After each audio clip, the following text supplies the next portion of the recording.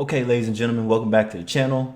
You already know what to do. Subscribe, like the video, share the movement. Well, it's not even really a movement, but it's just my personal take on what I think it is.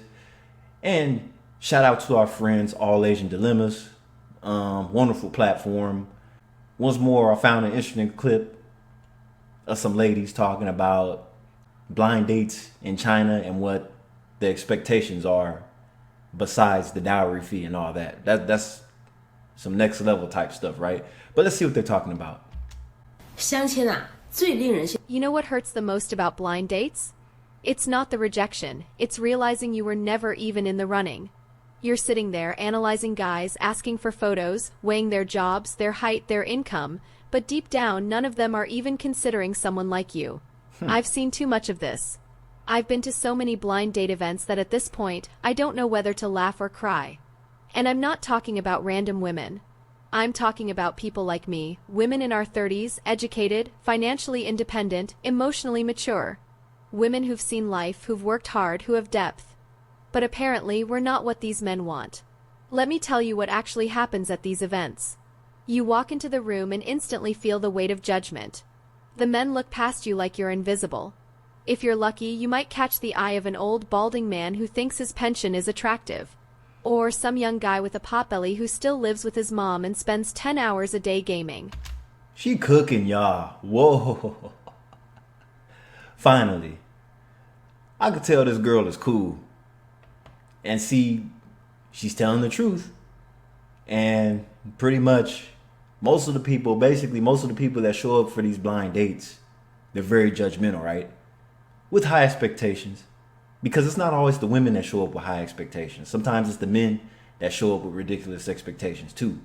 But the problem is when the men have the expectations, a lot of times they're outdated and they're labeled misogynist because they're entitled to have a wife that'll run their bath waters, this and that. You know how it goes. But let's keep cooking. That's the reality. And if, by some miracle, a decent-looking guy with a stable job walks in, forget it. He's instantly surrounded by a swarm of 20-year-olds with sparkly eyes and zero life experience. You don't even stand a chance. I've seen it. I've felt it.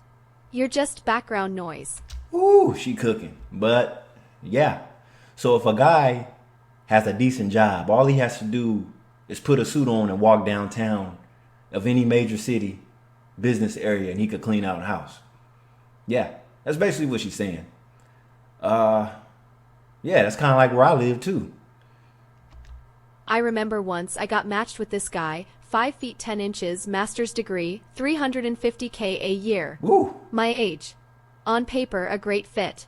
But I couldn't even bring myself to reach out. Why? Because I knew I wasn't in his league anymore. Not because I'm not good enough, but because I'm not young enough. To him, my age disqualified everything else. Then there was another guy, slightly shorter, decent income, a car, a house. I tried to keep an open mind, I really did. But even when I asked to see more photos, front, side, full body, I could feel it. I wasn't what he was looking for. When I finally reached out, he ghosted me like I didn't exist. Whoa. And then came the third. Mid-tier guy, decent job, apartment, car, 3 years older than me. I looked at him and thought, if I wanted this, I could have married someone like him 5 years ago. But you didn't. I didn't wait all this time just to settle out of desperation. But that's what they expect from us, to lower our standards while theirs keep rising. It's infuriating. And you know what? I'm done pretending this system is fair. For women like me, high quality, independent, over 30, the dating market is a cruel joke. We're encouraged to succeed, to build careers, to be strong. But when we finally look for a partner, we're punished for not being 22 with no opinions. Let's be honest. Let me be honest. All women by the age of 30 already met their perfect match. After that, it's a needle in the haystack, right? Not saying that it's impossible for them to find love after 30, but I'll say all the women that feel like they're left over there in China, they need to move to America because anything goes. They'll find somebody quick. But like she said earlier in the video, She's not looking for no potbelly video game nerd that still live at home with their parents or some fat, older, aging bald guy with a beer belly. Oh my God. And see, those are the same guys that are going to third world countries like the Philippines and Thailand. That's all you're going to see. You're going to see 60-year-old bald beer belly gut hanging walking down the street with 20-year-old girls because they couldn't do that shit in America. They couldn't do that shit in Germany, anywhere in Europe or Australia.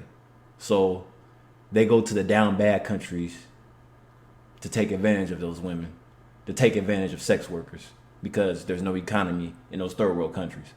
Yeah. These blind date events are not for us. They're meat markets where youth is currency and substance doesn't matter. So what's left for women like me? Honestly? Peace.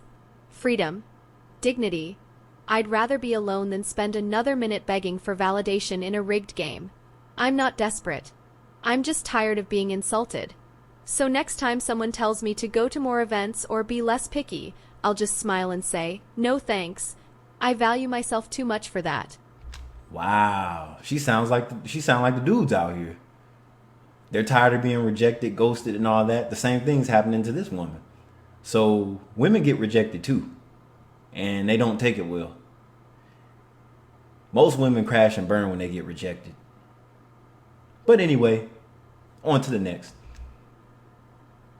At 41, I've officially become what society calls a leftover woman. Yesterday, I went on a blind date, and the moment the guy opened his mouth, he said, "At your age, you shouldn't be so picky. Just find someone decent enough and get married already." I was instantly furious. The reason I've waited all these years is because I refuse to settle. Oh, no. I have principles. And yet, he had the nerve to say that to me? I was genuinely angry.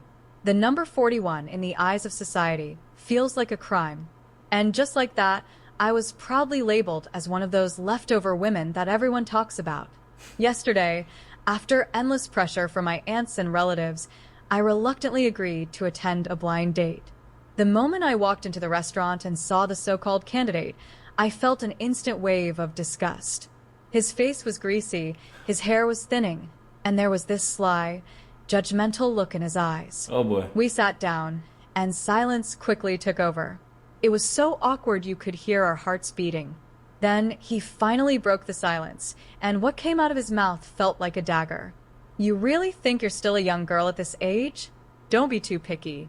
What right do you have to be picky at 41? You should be glad if someone still wants you. Wow. Just pick someone and get married already. Stop wasting time." That was the last straw. I stared him down, fuming with rage, and said, "Who do you think you are to talk to me like that? I've waited this long because I refuse to settle for just anyone. I have values and standards. I'm not some clearance sale item that anyone can just grab. And you? What makes you think you're any better? Aren't you a leftover man too?" Ooh. He smirked with this arrogant expression and said, "Oh, please, you think you're something special? Look at yourself, 41.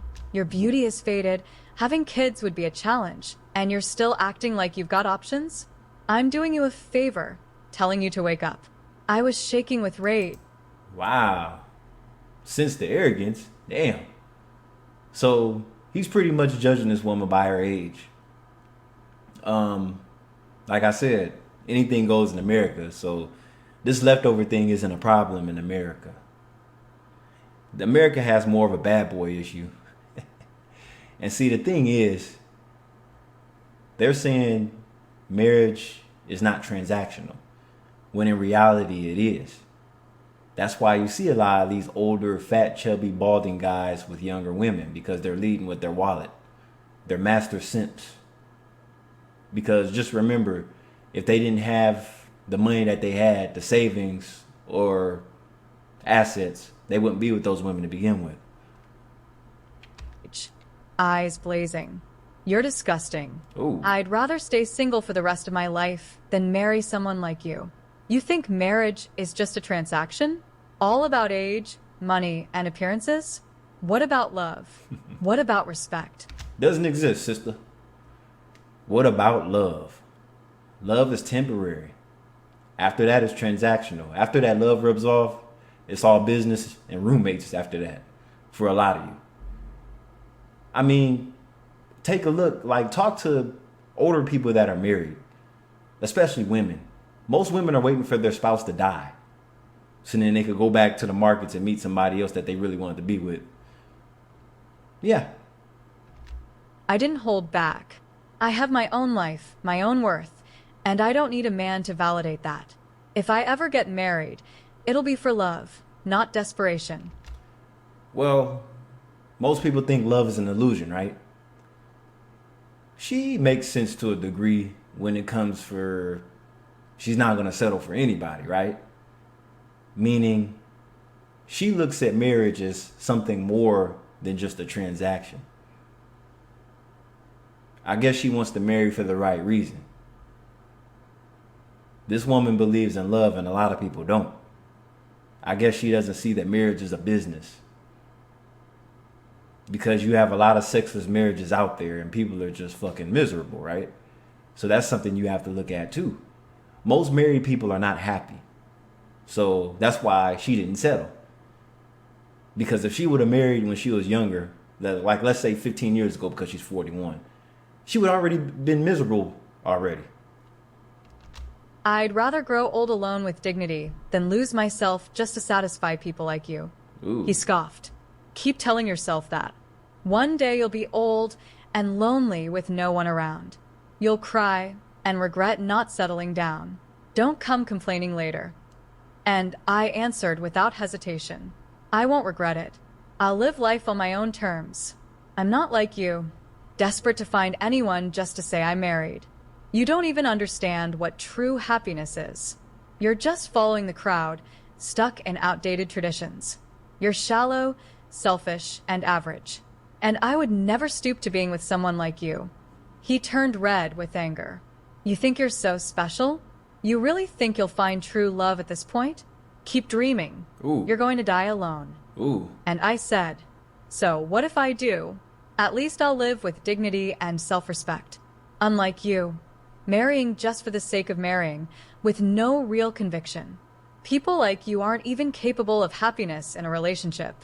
This so-called date ended in a heated argument. I stormed out and honestly, I didn't feel an ounce of regret. I know my choices might bring even more judgment and pressure, but I won't back down. I believe real happiness is worth waiting for. I won't throw away my values just to please others. See, here's my thing. Here's where she's messing up at. She's not realizing that she has to create her own happiness. You're not going to get the happiness out of settling for somebody that you think makes you happy or is the right fit. You have to create your own happiness. Anybody that marries somebody because they think the person's gonna make them happy, they're in a rude awakening. That's where she's messing up at. But she's on point with everything else though.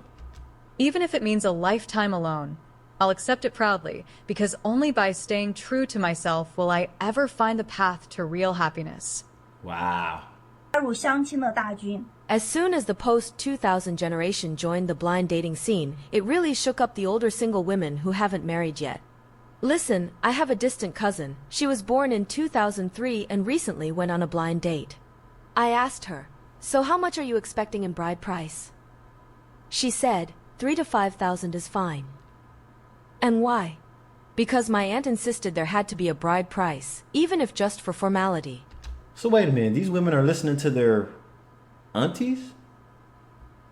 I thought it was the parents that set the dowry prices. Huh. I asked her, what about a house or a car? She replied, who still buys houses these days? That would just tie me down for life. Ooh. And a car? I don't want one either. It's a depreciating asset. Just the insurance and gas costs add up to like 20,000 yuan a year. I'd rather spend that money on ride sharing. At most, just something simple to get around is enough. I was gonna say, good point, because see, if you live in a major city, more than likely you have access to good transportation like the train, the subway.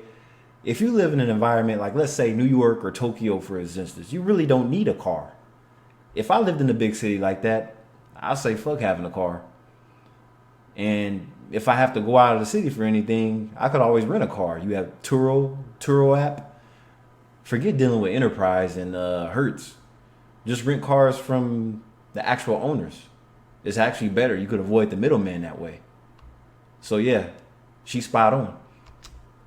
Traditionally, if a guy didn't have at least 100,000 to 200,000 yuan in bride price, plus a house and car, he'd basically be out of the marriage market. And that's the problem. So those marriage markets are a waste of time because most guys don't qualify to begin with. Most people are average. And most average people don't have a lot of money, yet savings alone. We have everybody job hopping, which means there's no pensions from their jobs.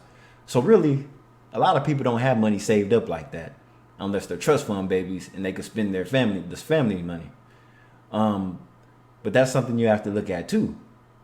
So now they're saying, let's not even worry about what assets he have because we'll get it later in life if we even need them. I mean, most people are moving towards luxury apartments units anyway. So the house and the car is really not really a necessity anymore. But that's mostly the mindset of people born in the 80s and 90s. No one expected that girls born in the 2000s wouldn't care about any of that. Right. In fact, many of them even say older men are better, more mature, more patient than those hot-headed guys in their early 20s. And they even bring more creativity and experience to the table. While a lot of men are still stuck in the mindset drilled into them by society and older women that if you don't have a house or car, forget about getting married, the girls born after 2000 are standing up and saying, even without a house or car, I'd still marry you. Wow. Is she capping? I don't know about that. They might say that, but they'll still expect that though. Saying and expecting is two different things. For these men, it's like winning the lottery.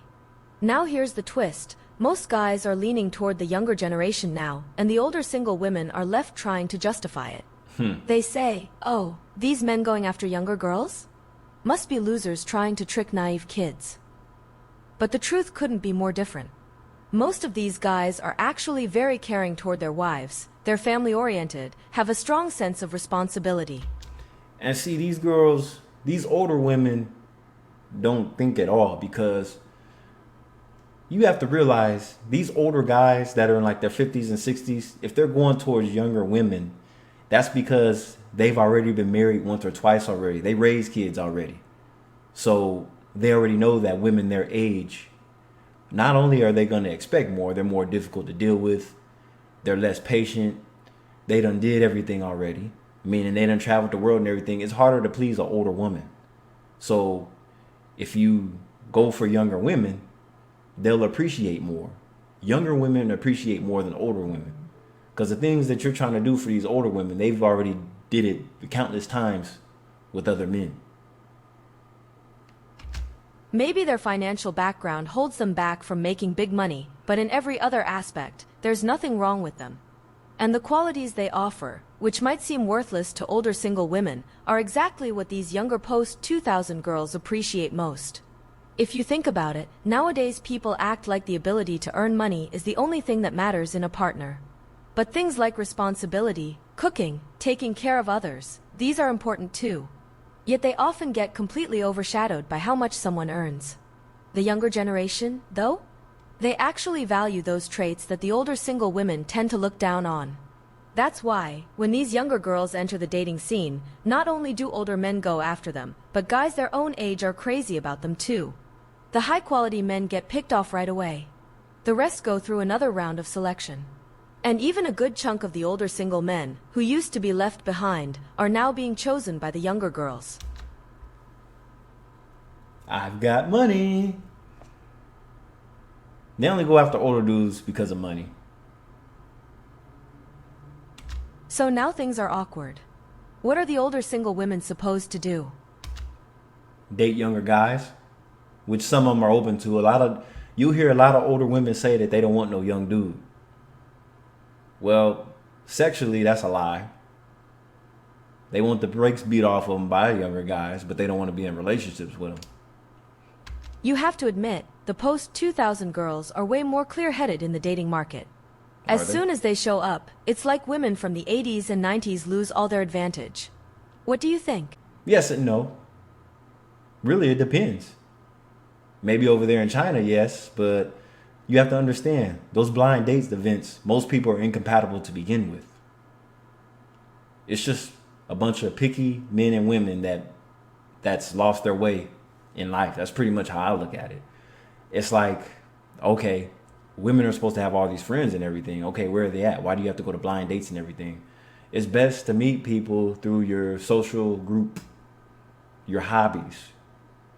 Find a hobby that you're passionate about where people could come together. It's all about being in a community where you come together and meet like-minded people. You guys all like to do the same things. A co-ed type of event. Yeah. It's like me, I'm a car enthusiast. There's plenty of women that come to those events.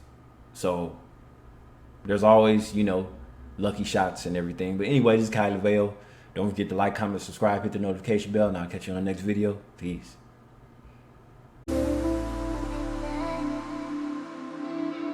Thank you.